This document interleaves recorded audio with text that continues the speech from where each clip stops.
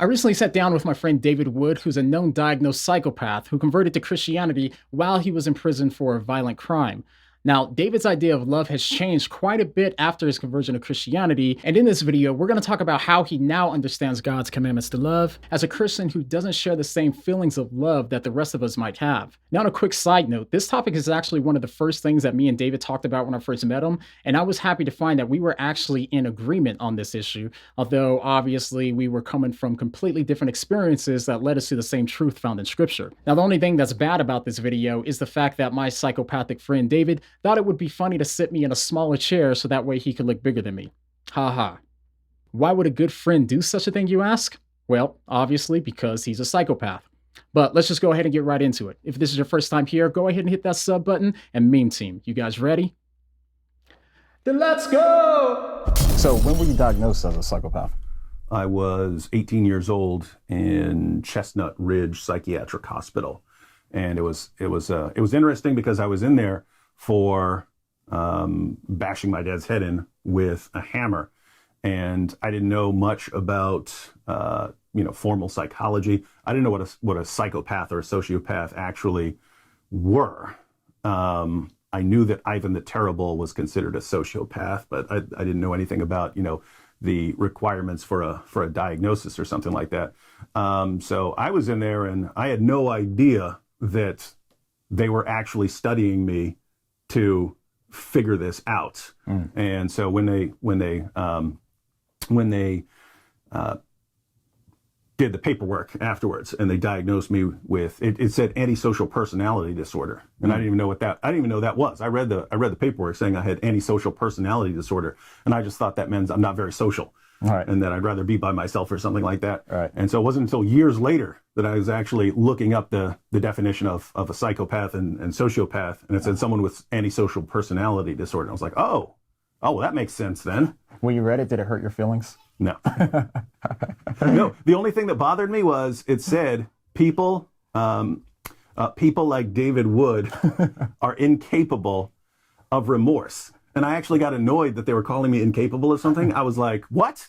How dare you call me incapable of remorse? I can do what I want. I was actually thinking, have I ever felt bad about anything? No.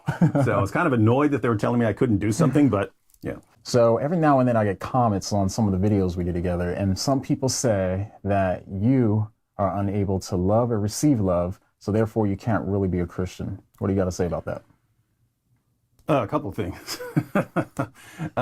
So I would have to disagree with a lot of people's concept of love, right? They're thinking of it primarily as a feeling, and I don't know exactly where they're getting that from. That might be what most people mean by it, but I'm thinking of it as like an orientation of the will.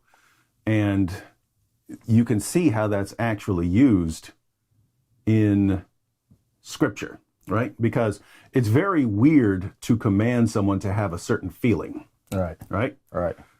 So whatever God is commanding, whatever Jesus is commanding, whatever Paul is commanding, it seems like something that we're supposed to strive to do, right? And if you notice, it's usually connected to doing something, right? So Jesus says, love your enemies and pray for those who persecute you.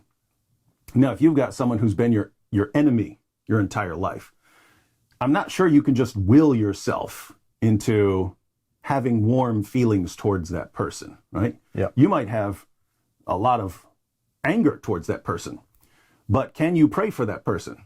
Absolutely. That is entirely within the realm of your will. You have the ability to control your behavior. If you look in Romans, when Paul says, if your enemy is hungry, feed him. If he's thirsty, give him a drink. Now, it would be very strange to say, hey, if your enemy is hungry, have good feelings towards him. Right. You may not be able to do that. Can you feed him? Can you give him something to drink? Of course you can. These are within your control, within the realm of your control. Now, I'm a psychopath, but I mean, am I able to seek the good of people and to do things to help them? Yes, I'd say that I can. And I think that's more of I don't want to say a biblical definition of love, because the Bible encompasses all kinds of different concepts of love. But I'd say if you're simply thinking of love as some sort of warm feelings towards people, then you're limiting it. I'd say the Bible has a broader definition. I think, of course I can love people.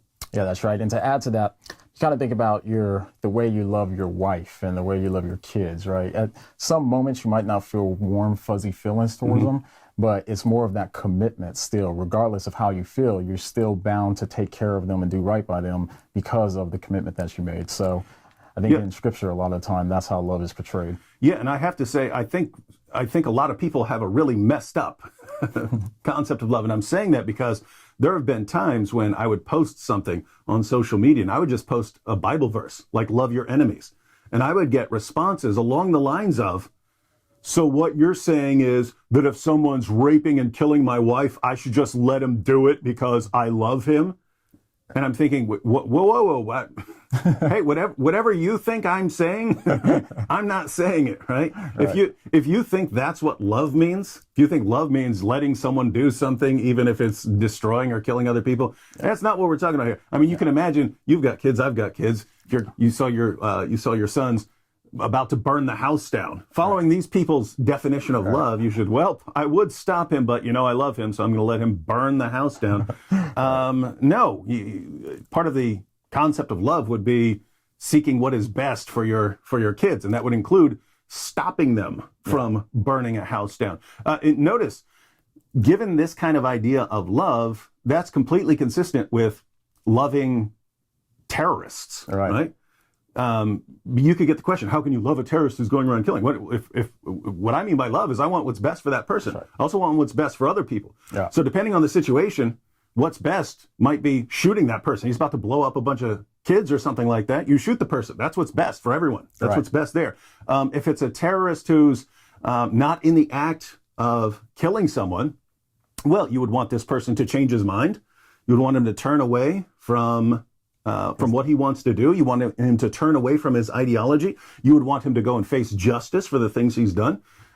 So that's what's best for him. So that's completely consistent with me saying that I love everyone, including terrorists. Yeah, that's right. And you're loving the other people by seeking justice, right? So you're loving the other people too, to stop him from hurting other people as well too. Yo, glad you made it to the end, or better yet, the beginning of an epic playlist. Up next, we continue the convo by talking about what marriage is like for a psychopathic Christian, which is something that you probably haven't ever thought about or thought that you'd actually be curious to know. If you're not already in the playlist, go ahead and click here and I'll see you over there. And what do you mean?